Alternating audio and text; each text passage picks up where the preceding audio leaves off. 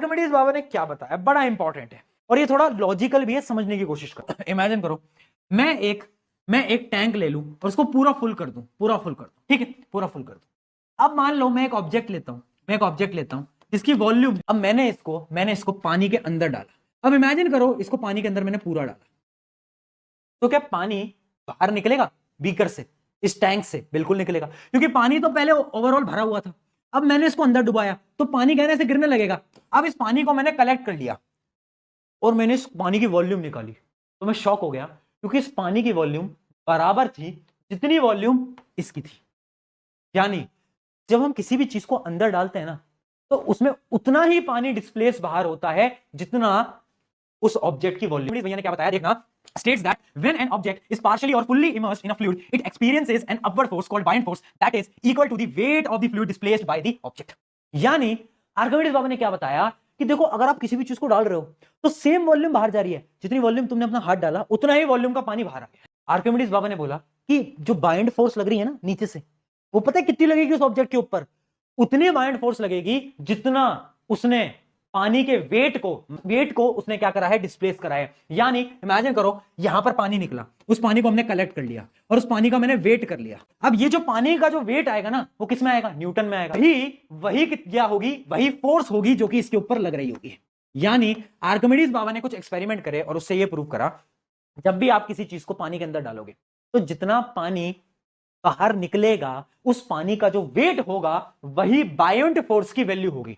यानी उन्होंने बोला कि जो बाइंड फोर्स है ना, उसकी वैल्यू होगी weight of water displaced. Weight कैसे निकालूंगा?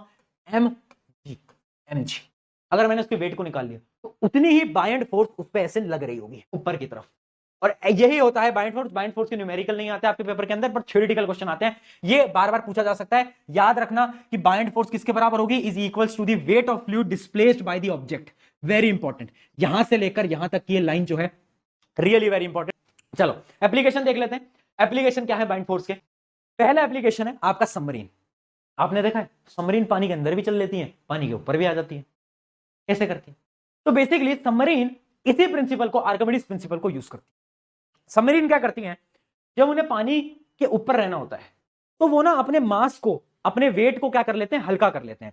जैसे ही सबमरीन को पानी के ऊपर आना होता है ना, समझ लो ये पानी है और ये सबमरीन पानी के ऊपर आ गई, तो ये अपने वेट को हल्का कर, अपने अंदर जो स्टोर्ड वाटर होता है उसको बाहर फेंक देते हैं और अपने वेट को हल्का कर लेते हैं। उससे क्या होता है? वेट हल्का हुआ तो नीचे लगने वाली फोर्स जो है mg, वो कम हो जाएगी, नहीं हो जाएगी? और अगर mg कम हो गई तो नीचे लगने वाली फोर्स कम हो जाएगी और वो ऊपर आ जाएगा। तो जब भी एक सबमरीन को ऊपर आना होता है तो वो क्या करता है? अपने मास को कम कर लेता है। बट अगर उसको नीचे जाना है तब क्या करेगा वो? तब वो क्या करता है? तब वो अपने अंदर वाटर टैंक्स को ऐड कर लेता है। यानी अपने उसके अंदर ना एक टैंक होता है सबमरीन के अंदर, उसके अंदर वो पानी फिल कर लेते हैं। जैसे वो पानी फिल करते हैं तो उसका वजन भारी हो जाता है, उसका क्या हो जाता है? उसका मास हैवी हो जाता है। और जैसे ही मास हैवी होता है तो नीचे लगने वाली फोर्स ज्यादा हो जाती है और वो क्या बैठ जाता है? वो नीचे जाके चला जाता है। सबमरीन फ्लोट्स और sinks by changing the amount of water in its tank. उसके अंदर कितना पानी है उसको चेंज करता है। जब उसको ऊपर आना होगा पानी को छोड़ देगा, जब उसे नीचे जाना होगा पानी को भर लेगा अपने अंदर। वजन भारी हुआ, नीचे आ गया। यही मैंने आपको एग्जांपल बताया था जग में। अगर आप जग को ऐसे रखोगे तैरता रहेगा। अब जग के अंदर तुम पानी भर डालना, अब नहीं तैरेगा बेटा, अब नीचे जाके बैठ जाएगा।